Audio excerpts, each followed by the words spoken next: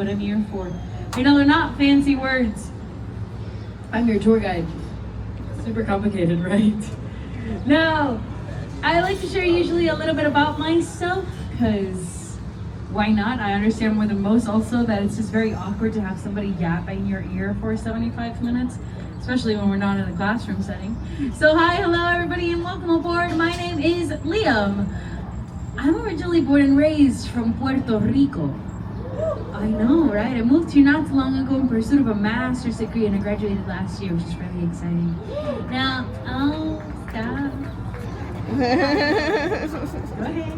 No, stop.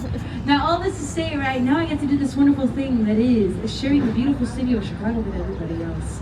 Now, if you look up and over here to your left-hand side, you'll notice buildings. We're going to be talking about them. We're also going to be talking about architects and the vision that they had for the beautiful city of Chicago, as well as moments throughout history that have made Chicago the Chicago that you see right here before you today. Now, that was a close call. Did you see that? That is crazy. As you can see, the birds here are not scared of people, so don't feed them because they will not leave you alone. That's crazy. Usually it's only one bird, and that's not even one of them.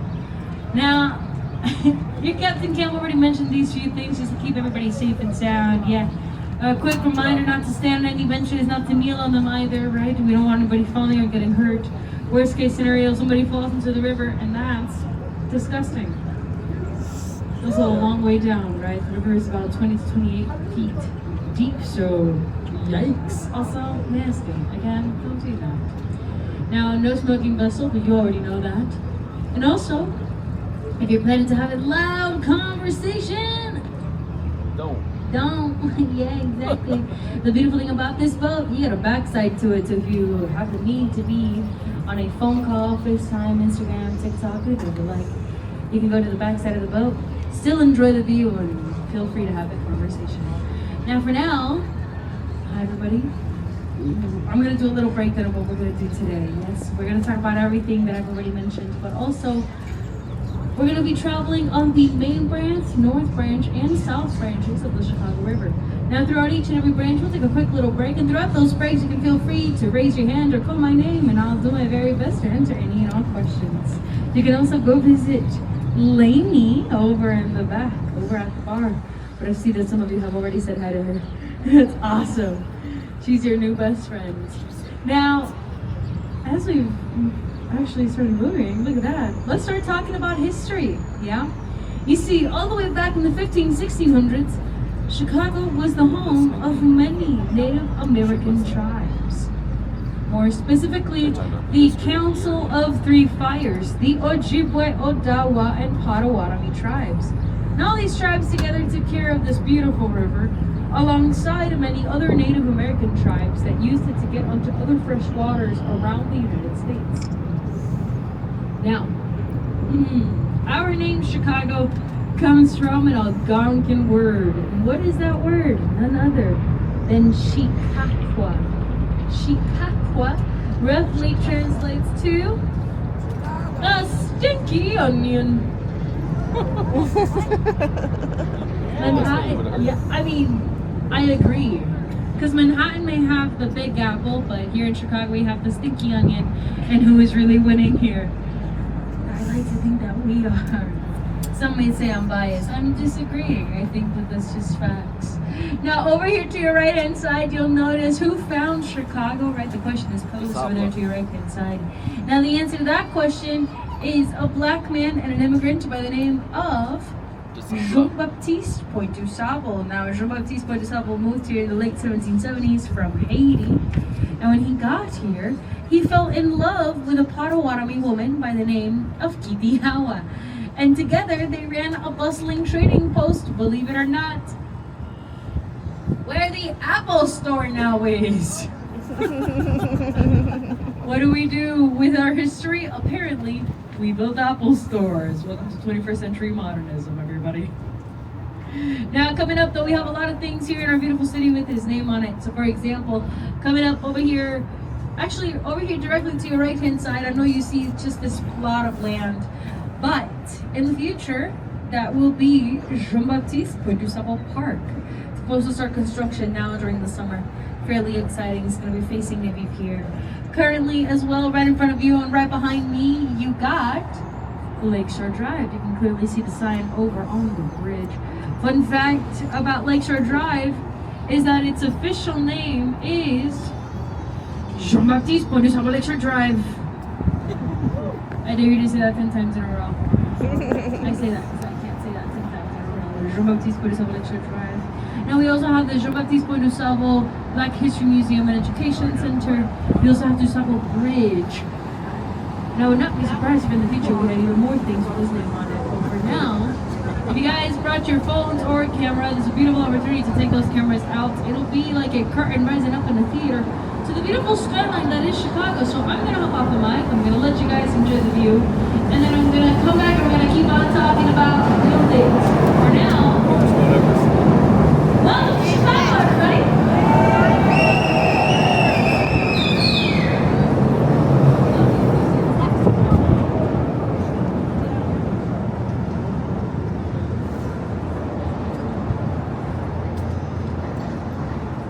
How beautiful it is.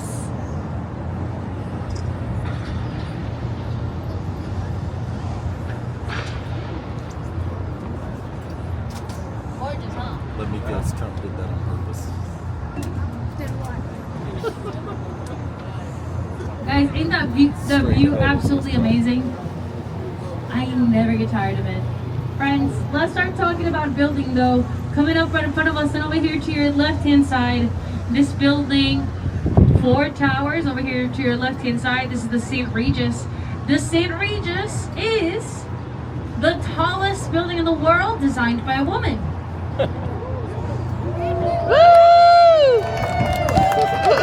Yes, guys, it's really, really cool. The claps and the woos are in fact the correct responses. Good job. Now, the tallest tower has 2 floors that are completely empty. You might be like, huh? They forgot 2 floors.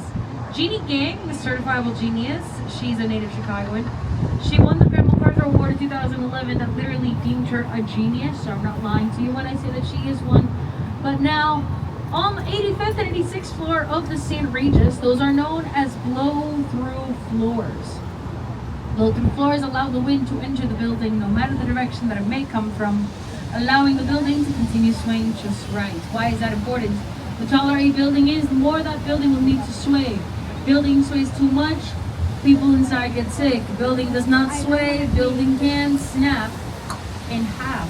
How tall is the St. Regis? 1,198 feet tall. That is 365 meters tall. That's all of 93 floors. Pretty awesome, right? Don't worry, friends, we're going to keep on talking about anti-sway technology throughout this tour. It's very important for skyscrapers, right? For now, coming up right in front of us and over to our left-hand side, behind the James Hardy and this building to your left that kind of looks like a giant Toblerone chocolate bar. If you look behind it, you'll notice a building at the very top has wide and wavy balconies. You'll notice it as well as we pass right next to it over to your left. And the entire building has wide and wavy balconies. They all vary in width. No 2 balconies are the same. This is the Aqua Hotel and Residence. Now, the Aqua Hotel and Residence was the tallest building in the world, designed by a woman before Jeannie Gang beat her own record with the St. Regis. Because she's just that cool, right? She's just that cool. Now, the Aqua Hotel, yes, Jeannie Gang, but also Studio Gang. The Studio Gang is Jeannie Gang Studio, as I mentioned, and they carefully studied which spots of that building needed more protection from the sun and which spots had the best views in town. So you might have a very large balcony, maybe you and your fellow neighbors needed a little bit more protection from the sun.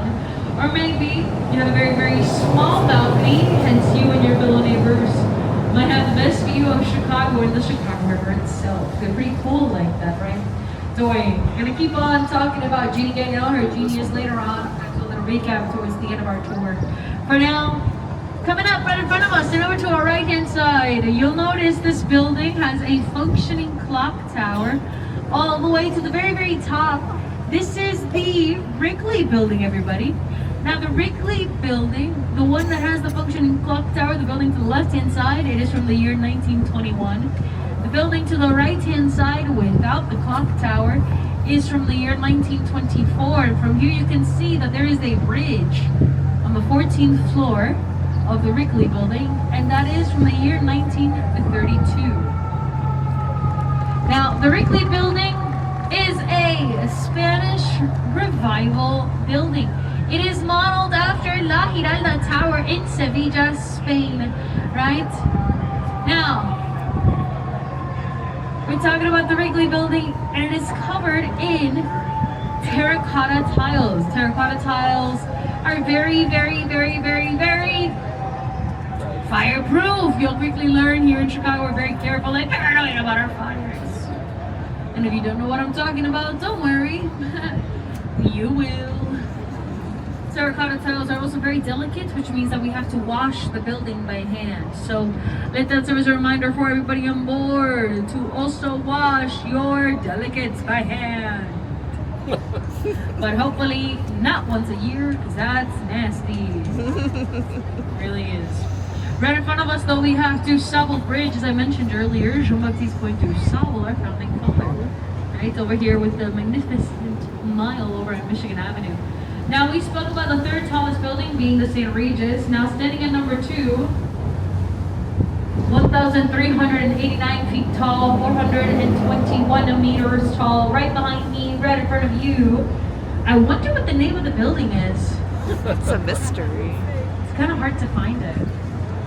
Yeah, so the Trump Tower is a style of architecture known as contextualism. Contextualism means that the building is site-specific. It is reflecting back to its own environment. So for example, the first patio offset of this building is a nod to the roof of the Wrigley building that we were just talking about. The second patio offset is a nod to this other building. Coming up right in front of us and over here to your left-hand side, you see this building to your left has a giant dome all the way at the very, very top? This is the Jewelers Building. Now, the Jewelers Building might be familiar to some or all of you as it shows up in Batman Begins, as Batman kneels over Gotham City. So, welcome everybody to Gotham City. Ain't that so cool?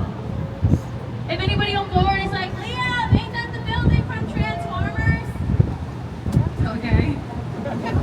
Cool, I guess. Now, coming up though, right in front of us and over to our right-hand side, right? Third patio offset goes alongside the AMA Plaza.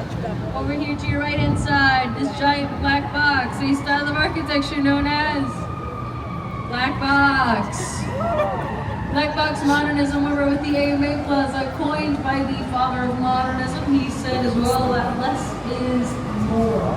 He was a professor and an architect, and a student of his by the name of Bertrand Goldberg. Bertrand Goldberg was like, okay, Ludwig, I see your straight lines. There were no straight lines in nature, so there shall be no straight lines in my buildings. So coming up right in front of us and to our right-hand side, this is Marina City, everybody. Marina City kind of looks like two giant corn on the cobs. If anybody speaks Spanish on board, yes, no, I do. This is like two giant elotes. Depending on where you're from, you'd say maíz. I am from Puerto Rico, born and raised, so mazorcas, okay? Now, mazorcas over to our right-hand side are known as cities within cities. As Bertrand Goldberg thought of himself somewhat of a social scientist, he recognized that nobody wanted to live near or by the river because it smelled horrible. So he was like, that's okay, a city within a city where people can live a full life and they don't gotta leave. Notice to your right-hand side, the marina down below. Notice the restaurant above the marina. Notice the parking lot above the restaurant. And if you will go on to the very top, those are apartments. The apartments are pizza, slice-shaped, and interior designer's nightmare. If you're like, wow, what else do you need to live a full life? Well, according to Marina City, the answer to that question is the House of Blues, a concert venue, and even your very own bowling alley. Because what else do you need to live a full life, I guess? Now, if you're wondering if you can drive up the parking lot, the answer to that question is no. If you're like, oh, is that because they're concerned for our safety? No. Yes, we don't want you falling into the river. That is nasty. If you're like, oh, has anybody actually ever fallen off Marina City and into the Chicago River then? Yeah. Yes. 1980s from The Hunter. There was a car chase all the way up to the 17th floor and a car nose dived into the Chicago River. Hey, don't get any weird ideas, okay? It was just a movie. Don't do it. Welcome everybody right in front of us and over to our right hand side is our grandfather. This is the Reed Murdoch, everybody. Now the Reed Murdoch, I have a bone to pick with him. He is asymmetrical, got 5 bays of windows to the left of the clock tower and 6 bays of windows to the right. Once upon a time, this building was symmetrical, and then they decided to cut off the side of the building to expand LaSalle Street that's standing currently right in front of us. Later on, they redid the entire facade of the Reed Murdoch because they would hope that nobody would notice that the building was asymmetrical. Guess what? I noticed. And because I noticed, and so must you, because if it has to bother me, it has to bother you. You are welcome. We're friends now. Sharing is caring. Coming up right in front of us and over here to your right-hand side, the name Naya pops up. This is a brand new Mediterranean restaurant, literally opened about 2 weeks ago. Literally brand new. Look at that beautiful view out. Excited to try it out? Coming up though, right in front of us and over to our right-hand side, right behind that train. We're going to talk about trains soon enough. Right in front of us and over here to your right-hand side, this building is extremely wide over here to your right-hand side, right? This building is the Merchandise Mart. Now the Merchandise Mart is a style of architecture that we're going to be discussing quite a lot throughout our tour.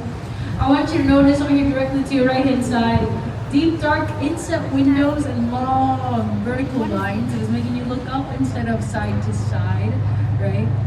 It's like, I know I'm wide, but look how tall I can be. Also think late 1920s, early 1930s, all the money in the world, and how lavish can you be with your Great Gatsby dreams and your Flapper Girl era. Over here to your right-hand side, this is a style of architecture known as Art Deco, everybody. Art Deco. Friends, the facade of the building is as wide as 2 American football fields. 73 football fields can fit inside of the Merchandise Mart. It has 25 floors, 43 elevators, and it even had its own zip code until late 2008. And that was 60654. It was the largest building in the world for about 25 years. Not in height, but in volume and size. Also, if you ever ride purple in or brown lines, you can stop at the Merchandise Mart, which means that that building has its own train stop. Does anybody know what we like to call our trains here in Chicago? Not the Metro, not the Amtrak, but the L. You know why it's called the L? Elevated. Yes, because it is elevated. You'll be able to notice many a times all throughout this tour that many L lines will be traveling elevated above the bridges and above the river itself. Guys, it's like a joke. Like a pun of sorts. A word play. I didn't write it, Chicago did. Okay, in Spanish we would all be saying el, elevated L line, el. Guys, if you're not laughing now, let that work as a warning for them. They're horrible dad jokes all about to sprinkle up throughout the tour. Peak comedy, everything else is gonna go quickly downhill. You've been warned. But don't worry, the more you visit Lainey at the bar, the funnier I will be. Welcome everybody to Wolf Point. This is the point of the river where all 3 branches coincide. We were just on the main bridge over there to your left-hand side. That is the South Bridge. We're gonna talk about those buildings later on over on the South Bridge, as well as that bridge. For now, coming up, we're gonna talk about our great-grandfather of buildings on our tour. So we're jumping from the year 1914 and we're going all the way back to 1898. Now in 1898, big city of meat industry. So what do I mean by this? Fulton House right in front of us and right in front of that bridge. Fulton House used to be a giant meat freezer for the meat packing industry here in Chicago. When they went to renovate the building, they discovered that Fulton House took over 6 months to fully thaw out because the walls were 4 feet thick, filled with matted horsehair and cork. Disgusting. I know. Apparently, though, very efficient 1800 insulation. Don't worry, they've since renovated, right? It is no longer a giant meat freezer. They've added the balconies and the windows, and they claim they are not haunted. Now, my bone to pick with Fulton House, though, look how each and every column has set of stars. Somebody clearly looked at it and said, "You gonna star, you gonna star, you gonna star, you gonna star, you gonna star, you gonna star, you gonna star." They saw the last two columns and they said, "But you two, You don't get a star. nah, you good." And it bothers me, so it has to bother you. Now, the man who did this, his name was Harry Weiss, and Harry Weiss also designed the River Cottages right in front of us and to our left. River Cottages are postmodern in nature, as modernism has a lot of rules. Think of the black boxes. Postmodernism says, I'm good, I don't like rules, nor do I like boxes. Now, over here, with postmodernism, each triangle is meant to be a hint to a sail on a sailboat, each circle a nod to a portal on a sailboat as well. Because Harry Weiss loved to sail. Harry Weiss, have added sailor near Chicago. Welcome everybody to the north branch of the Chicago River. Over here to your right hand side, this entire horizontal blue building, this is the East Bank Club. East Bank Club is a gym. The initiation fee for the basic membership is $750. The monthly, after that initiation fee, is $275 a month. What does that mean? It means I don't have a membership. Now, notice how they're facing away from us, because at the time they were like, ew, the river's nasty, and they wanted nothing to do with it. And then we got Kinsey Park Townhomes over here to our left 20 years later. And they are facing the river, supporting that idea of seeing the river cleaned and revitalized. Also, after a crazy night out, good luck getting home. All those townhomes look exactly the same. I'm actually gonna hop off the mic here in a second, allow you guys a little bit of peace and quiet. If you guys wanna enjoy the view, take pictures. If you guys have questions, you can raise your hand or call my name. Once again, everybody, hi, my name is Liam. You can also use this opportunity to go visit Lainey over at the bar. You've noticed that our Captain Cam has actually started to turn our boat around. We're gonna head over to the South Branch. We're gonna keep on talking about buildings, architects, history, and even bridges. I'll see you so soon. Doesn't really stop her from looking like a set piece from The Last of Us or The Walking Dead, but it depends on what you prefer. Now, the concrete box to the way in the back is what is holding Carol standing upright. She is a beautiful example of Chicago-style bridges, and that is a Trenian Bascule bridge. Trenian means pivot point, Bascule means seesaw. All those words together mean that Carroll Avenue Railroad Bridge used to move like this.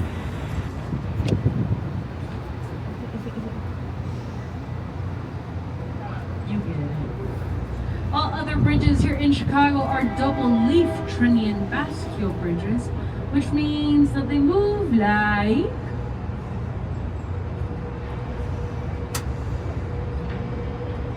just like that.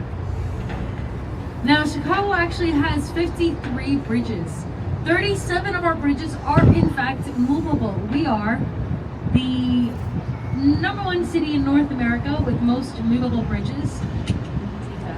We're also the second city in the world with most movable bridges, following Amsterdam. Bring a whole new meaning to the word second city, and yet, well, here we are.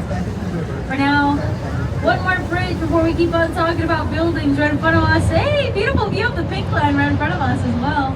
But yeah, Lake Street Bridge. Lake Street Bridge is another one of our old girls. Lake Street Bridge is from the 1910s.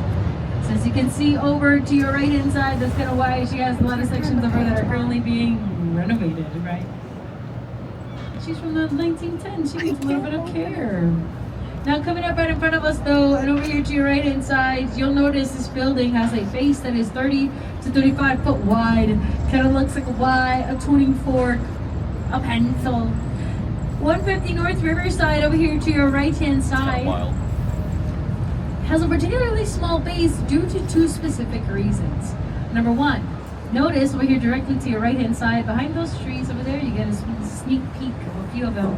Those circles are actually exhaust fans for both the Metra and Amtrak trains that are running underneath these buildings and behind that wall right there to your right. So the base of the building itself could not go too far back it would literally ruin somebody's morning commute, right?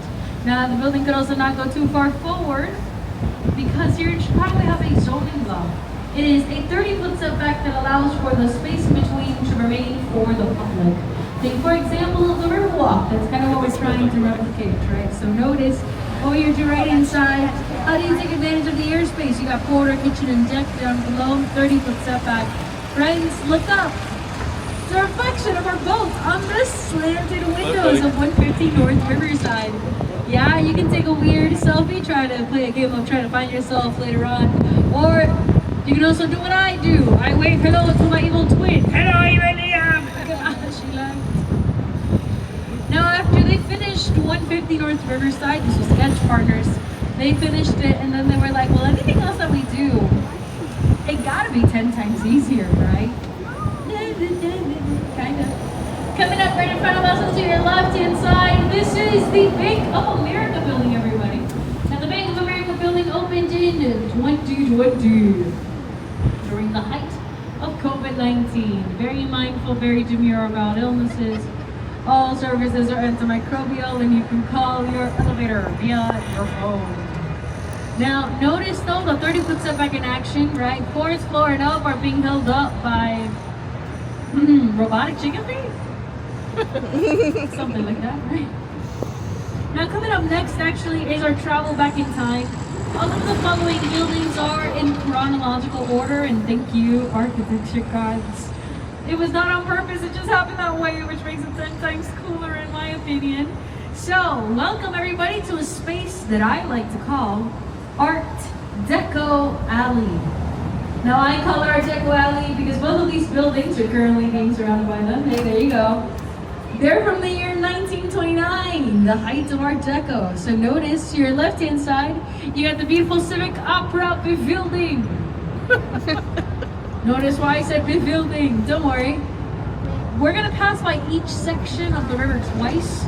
So we're gonna put our buildings to our left-hand side on pause. Let's talk about the right. This is 2 North Riverside Plaza. Now, 2 North River used to be the home of the Chicago Daily News. So the exterior of the building is a true nod to journalistic history, from the hieroglyphs all the way to the Gutenberg Press. The shape of the building is like a sphinx, and that is a nod to Egyptian discoveries that were happening at the time. And you get to see the 30-foot setback in action as well, which they did before it was zoning law. They were really ahead of their time. Friends, guess what else happened in the late 1920s and early 30s? The Great Depression. The stock market crashed. We were quickly traumatized by our need to learn how to budget. So we stopped building buildings for about 20-30 years. Bless you. Allergic to black boxes? That's okay. Every day. No, and you're not wrong, because Chicago has more than 40 of them. Cheap and repeatable architecture with black boxes. These ones are called Gateway Center number 1 and number 2. As are the gateways to Union Station. Notice to your right-hand side, a beautiful Amtrak and Metro stations. And these are not by Ludwig Mies van der Rohe, as we were talking about him earlier. These are actually by SOM, as Skidmore, Owings, and Merrill. They have a lot of structure here in the city. I'll be doing my very best to pointing as many of their buildings out as possible. Now, black boxes, we just mentioned, cheap and repeatable. So what does that mean? It meant that in the 60s, suddenly people were like, hey, I'll see you with the black box. And then other people would be like, yeah. Which one? Yeah. And so in the 1970s, they were like, okay, what next, right? A little bit confused. They were like, they got tired of all that confusion, and then we said hello to a white box. Wow, okay. Welcome to the 1970s with International Style and Gateway Center number 3. It is known as International Style as the idea was that you could be able to plug the building up, put it anywhere else in the world, and the building would continue to make perfect sense. Which is to say that a lot of travelers at the time, they would sleep inside of International Style buildings. They would wake up and then they just didn't know what part of the world they were in. Buildings looked exactly the same. Now, after 30 plus years of all the boxes, you can imagine how I got pretty exhausted, right? And so in the 1980s, we are saying hello to contextualism, coming up right in front of us and over to our right-hand side, right? Notice how the curve of Gateway Center number 4 goes alongside the curve of the Chicago River. Once again, this is contextualism in the 1980s with Gateway Center number 4. Congratulations, everybody! You survived. You traveled back in time. Welcome back to 2026. Now, if you find yourselves a little bit lost or confused, or you don't know where you are, that's okay, friends. Coming up right in front of us and over here to your left-hand side, this is 300 South Wagner. It has a giant 2-scale map of the Chicago River. That red brick says, "You are here."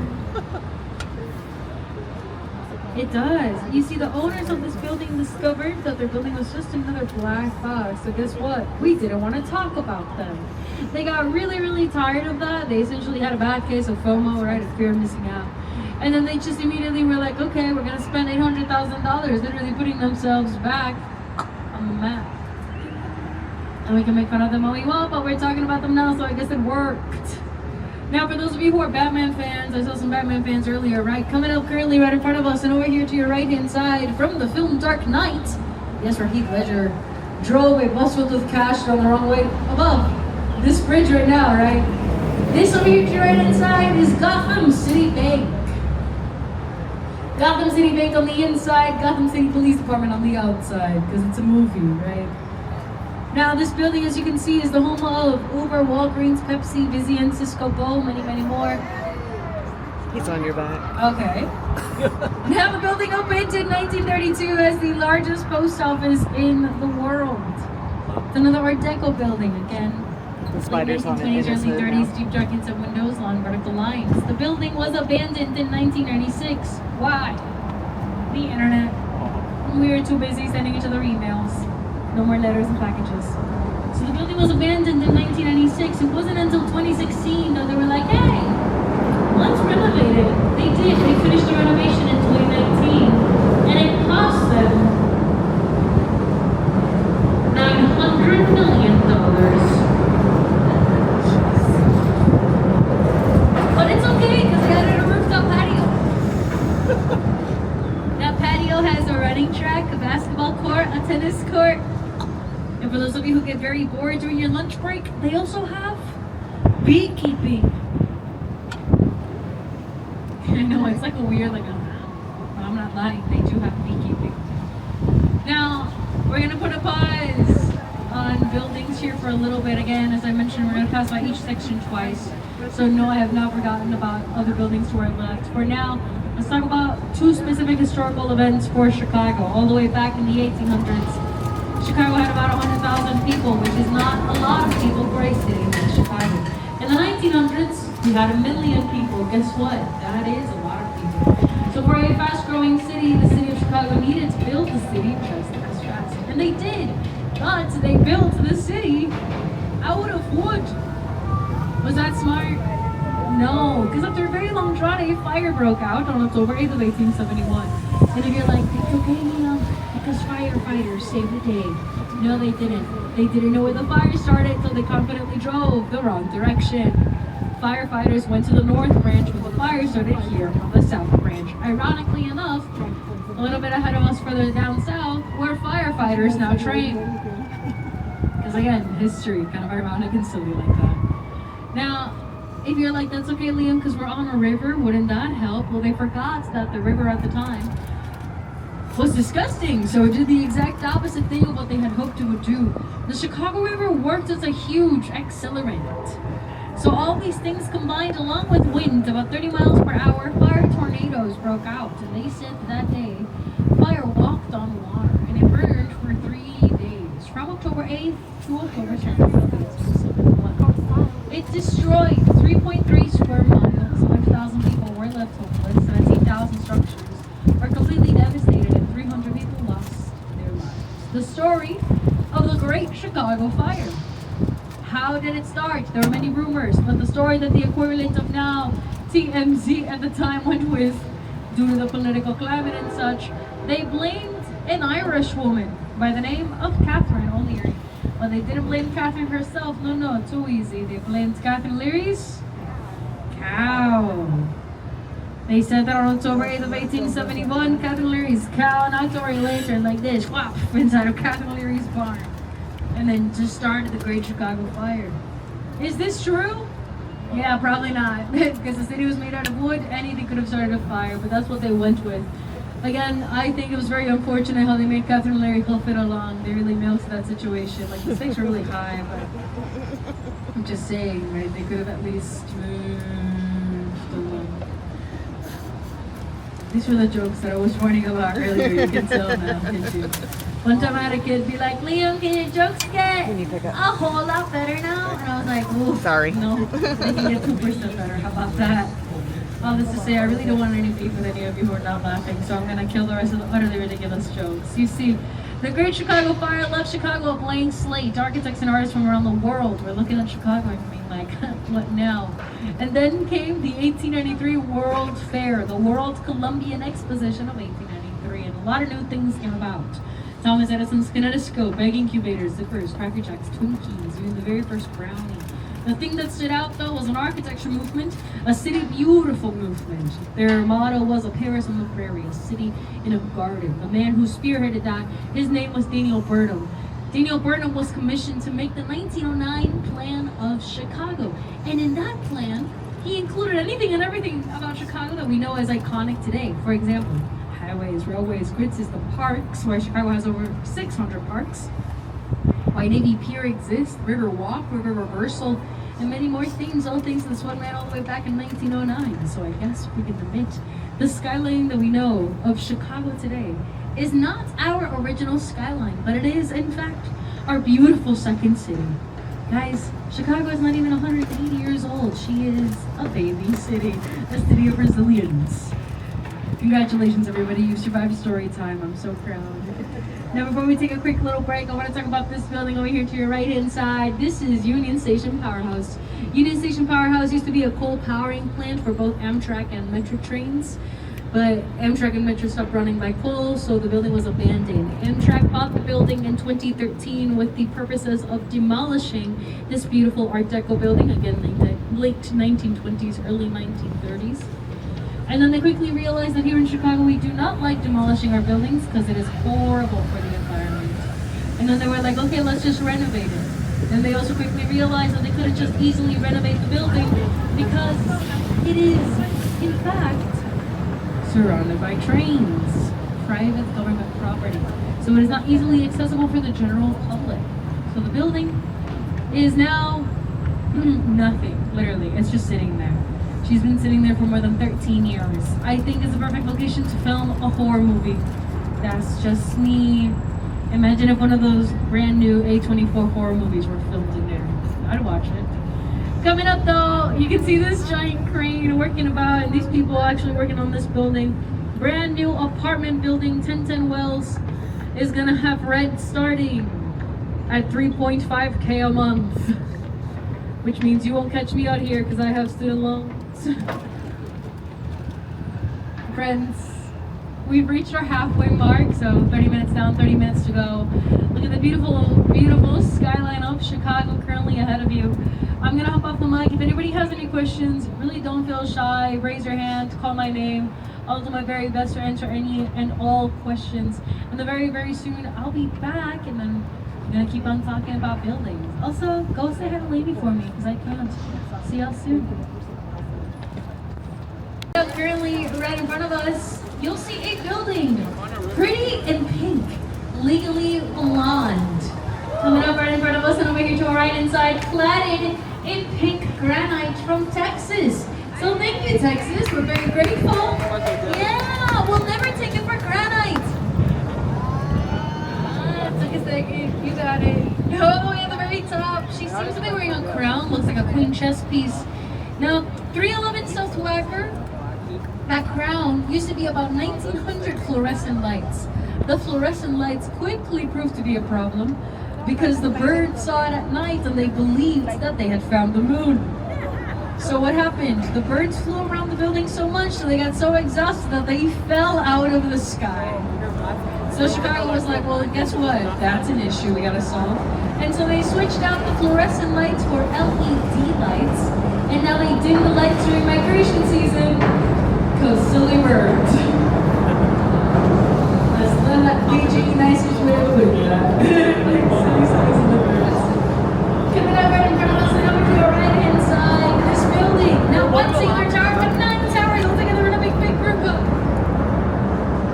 Two antennas at the very, very top. Tallest building in Chicago. Third tallest building in the country. This is the Sears Tower. Yeah, that's right. Don't worry, friends. For those of you who are like, wait, what do you mean? I'll discuss the name very, very soon.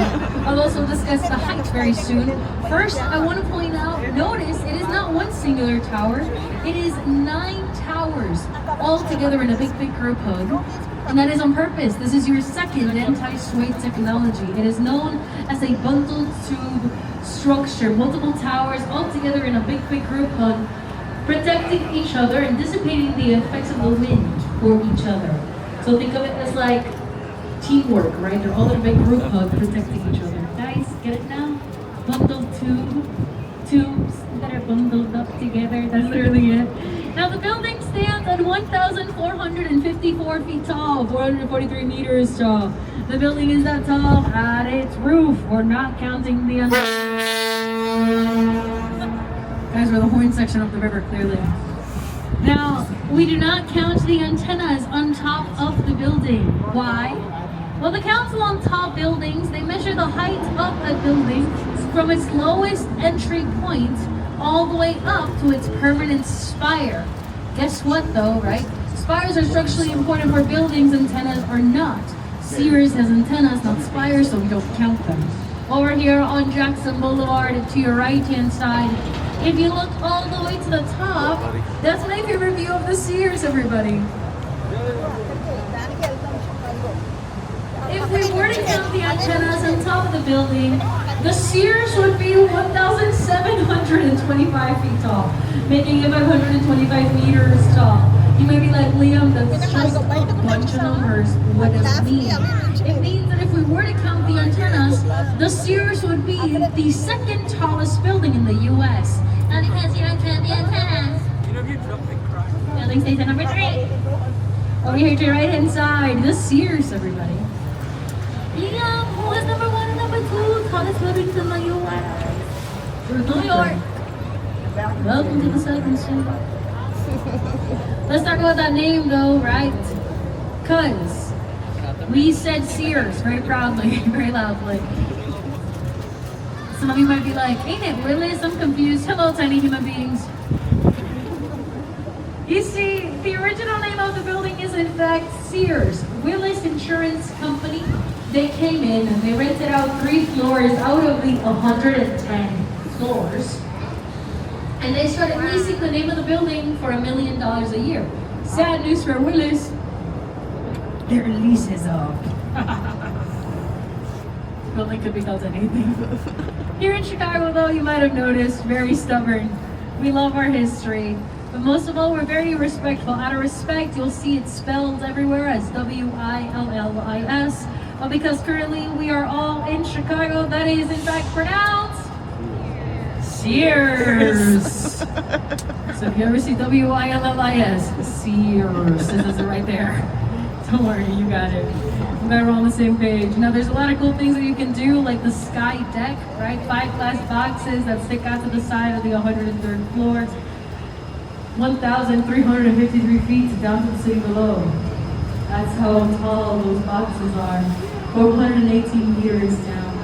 You look to the right, you see 4 different state lines: Illinois, Indiana, Michigan, and Wisconsin.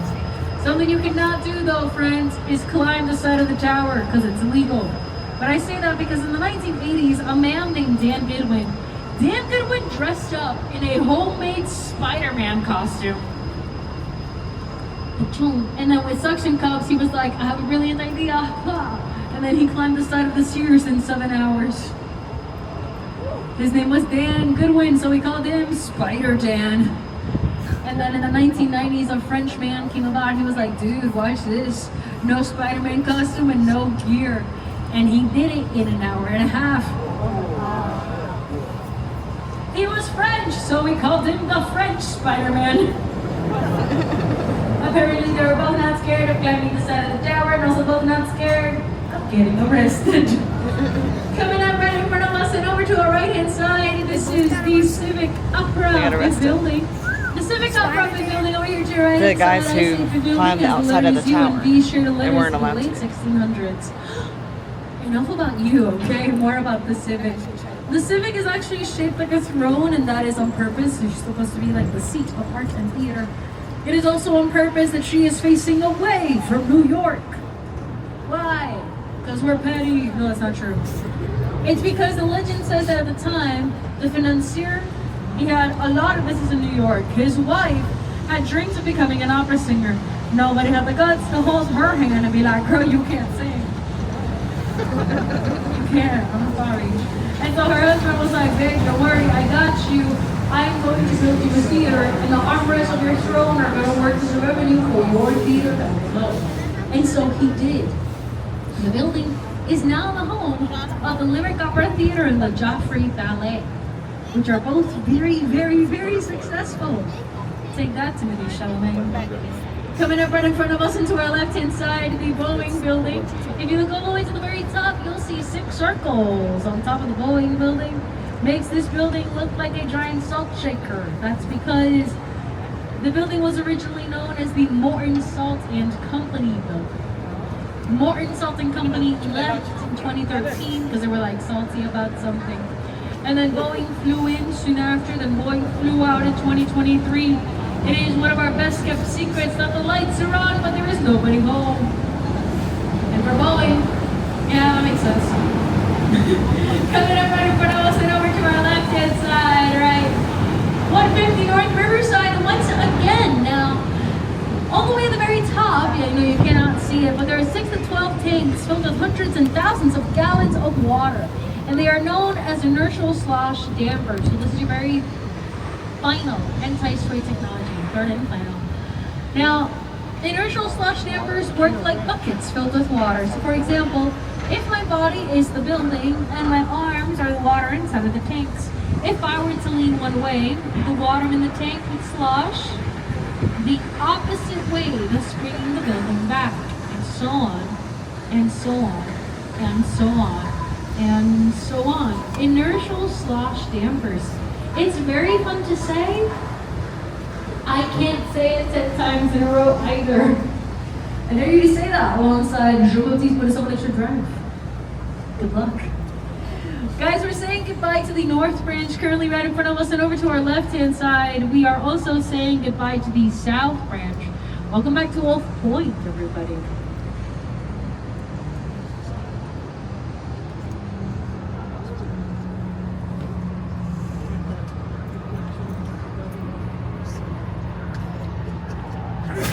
Bless you. Excuse me. Bless you. Thank you. That looks relaxing. Just like a little Friends, park Wolf right there. Point, once upon a time, was a giant parking lot, which means that all the surrounding buildings have actually been built in the last 10 years or so. All of them except Fulton House, River Cottages, which we did discuss. And except this building over here to your right-hand side, this is the New Veen building. The New Veen building, it is another contextual building. Notice how the curve of the building goes alongside the curve of the Chicago River down below, more specifically Wolf Point down below. If anybody has ever seen Ferris Bueller's Day Off, this is where Ferris Bueller's dad used to work. And where he looked down at the parade below. Did he really look down at the parade below? I got a secret for you though. We are on a river. That's movie magic, friends. It's okay. Acting. But now we're putting a pause on buildings, right? We're going to talk a little bit more about structures. It's coming up currently right in front of us. And over to our right-hand side, you'll notice this glass box directly to your right-hand side. At eye level, yeah? That glass box is filled with about 34 projectors. Those projectors, they project onto the entire facade of the merchandise mart. It is one of our only, well, best and only, free and permanent art installations here in the United States. It is called Art on the Mart. So you can go check out artonthemart.com and see what they're highlighting and when. They rotate their art pieces as well as their artists monthly. They're all Chicagoans, right? Also, friends, it's currently June, so the current piece that they're highlighting is called Love Language. Go check them out.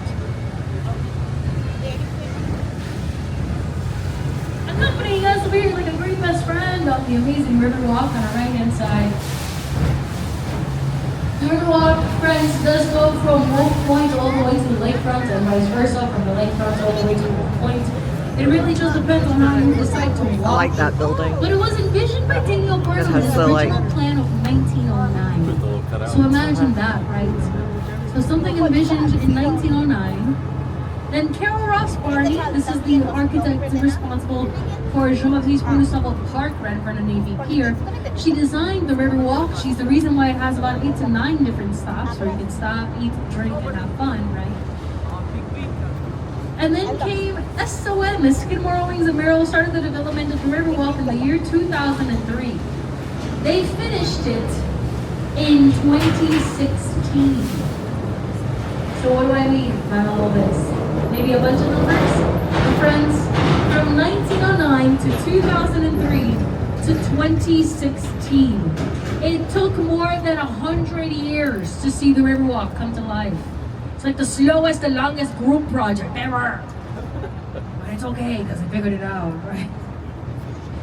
Coming up next, though, right in front of us and over to our right-hand side. I think I mentioned this building to someone on this boat. Right in front of us and to our right, we got this building has a giant 55 all the way at the very top. This building, standing alone, very tiny, tiny but mighty, next to two very tall towers. That is 55 West Wacker.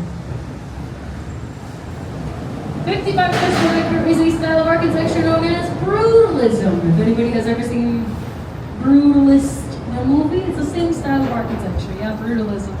Rough and raw concrete on the exterior of the building, attempting to have a little bit more of a serious tone in relation to all the other buildings that are all around it, hinting as to what is happening inside of the building, which in the case of 55 West Wacker is no other than law office spaces, insurance companies, and banks.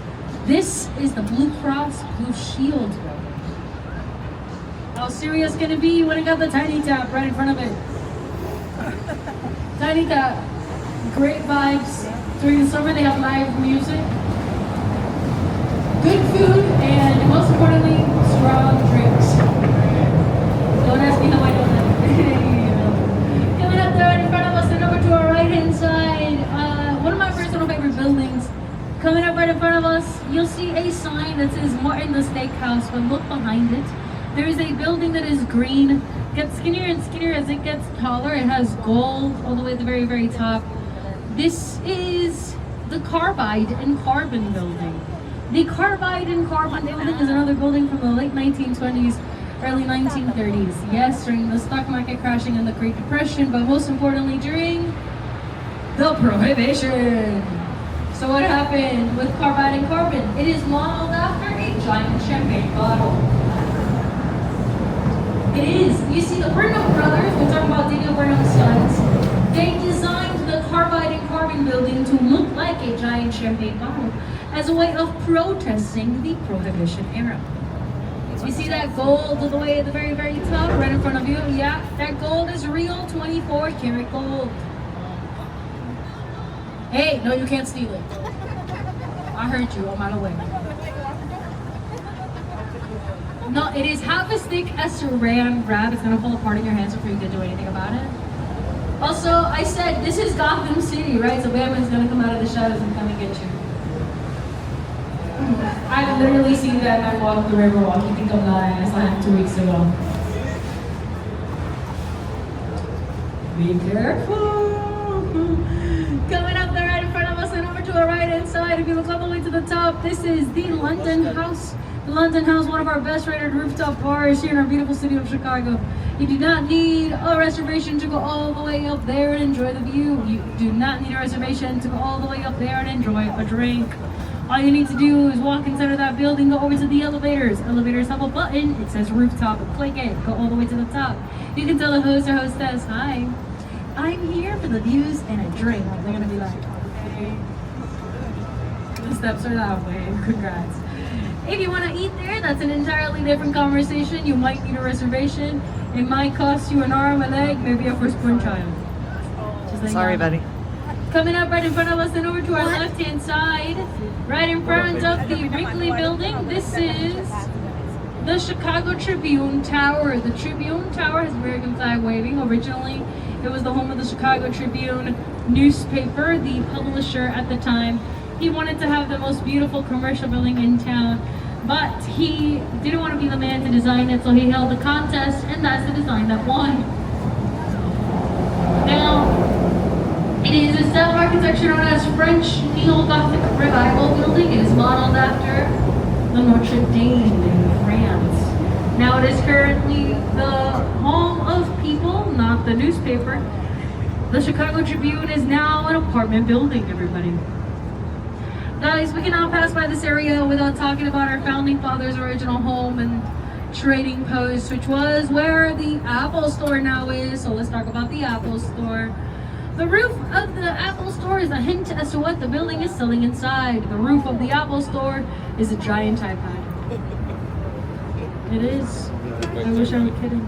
Postmodernism at its finest, everybody.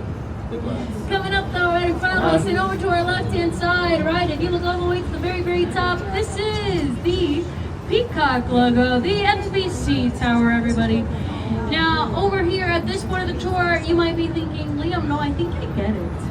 Deep dark inset windows, long vertical lines makes the building seem a lot taller than it actually is. Right, we've talked about Merchandise Mart, Two North River, Civic, Opera, Old Main Post Office, Union Station, Powerhouse, Carbide, and Carbon. Is this not another Art Deco building? It's not. You see, for it to be an Art Deco building, again, it needs to have been built in the 20s or 30s. Art Deco is year specific, right? It's a span of 7 years.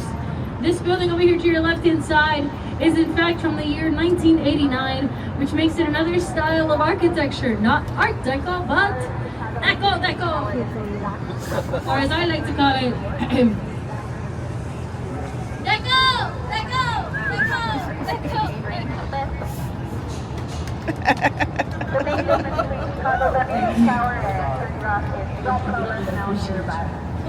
Now the building was designed by Adrian Smith, who is considered to be the tallest architect in the world. And if you're like, girl, that's not easy. Don't worry about it.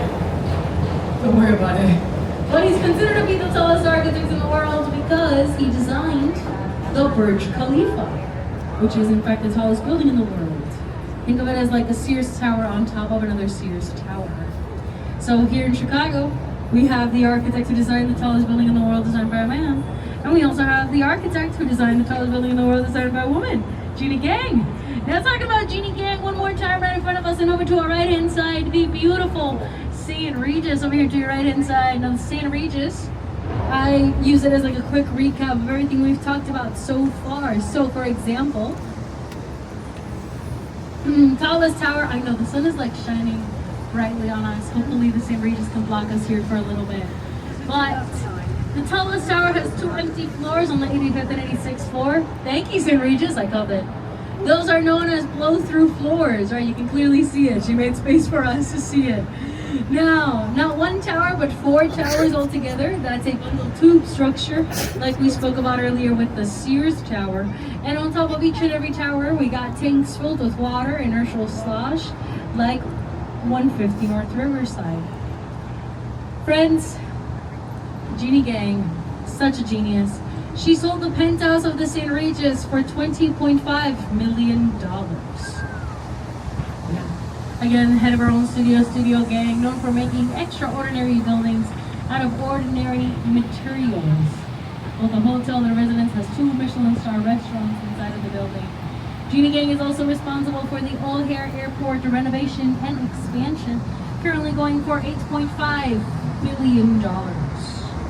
That is billion with a B. I think, boy, she got money. Now right in front of us though, and over to our left-hand side, 400 North Lakeshore Drive, everybody. It's supposed to be around 868 feet tall.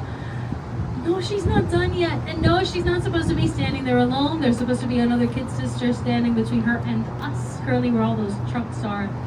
Hopefully towards the end of next year, they'll both be standing there looking real pretty. Now, this building is also supposed to have affordable housing for artists here in Chicago. I believe there's currently a wait list for that. Coming up as well, right in front of us and to our left-hand side, you'll notice this building is the only private building east of Lakeshore Drive. Kind of looks like a fidget spinner or a flask. It depends on who you ask and how that person deals with their stress. It's like very tall. It is curvilinear modernism, right? Modernism has a lot of rules. Again, think of black boxes. Now, curvilinear modernism tells you, yeah, I'm like a black box, but I got curves. That's literally it. The building is known for its privacy, so a lot of celebrities have been known to live there. Like Tom Cruise, Halle Berry, and many more. There was a rumor that Oprah lived there. That was a rumor. She never did. Gail did. Yeah, the red-winged blackbird that just landed is Frank. Don't feed Frank. Frank will follow you the rest of the tour. He's not scared of people. He has bumped my head before. Be careful. There he is. Careful. Coming up right in front of us and to our left is Navy Pier. Navy Pier was actually envisioned by Daniel Burnham in his original plan of 1909. Back then it was known as Municipal Pier, renamed Navy Pier as a way to honor our Navy veterans after World War I. Then it was used as a training base for World War II pilots, then a university campus for UIC, and now a public attractions space, so somewhere you can eat, drink, and have fun over at Navy Pier. Now, I'd be doing you guys a huge disservice if I didn't let you know that here at Shoreline, when you get a River Architecture Tour ticket, you also qualify for discounts. For example, you can go over to our lake tours. Every adult on this boat can get on a lake tour for just $7, every child for just $4. What's the difference between that tour and this one? Well, that one's on the lake, we're on the river. This one has been up close and personal, and that one's more of like the bigger picture, right? Now, that boat also has the two most important things you need on a boat, which is what? Music and a bar. Yeah, that's right. In this tour, I was your music. You're welcome, but I won't be there on the lake tour, so enjoy a cute little picnic on the boat. Enjoy the beautiful skyline of Chicago. Now, I'm gonna hop off the mic. This is your last call for the bar, last call for restrooms. Last call, if you guys have any questions, I'll be sitting all the way up here if you guys have any questions you would like to ask me. Most importantly, this is your last call to stand up and take pictures of the beautiful Chicagoan skyline. Friends, you guys really lucked out. It is a beautiful sunny day, of course. So if you guys want to take pictures and enjoy this beautiful, beautiful view, make sure to do so now. Very, very soon I'll come back, and then we're going to start parting ways, saying our goodbyes. Enjoy the view, friends. Remember not to stand on any benches nor kneeling on them, but besides that, have fun. See you soon. Thank you.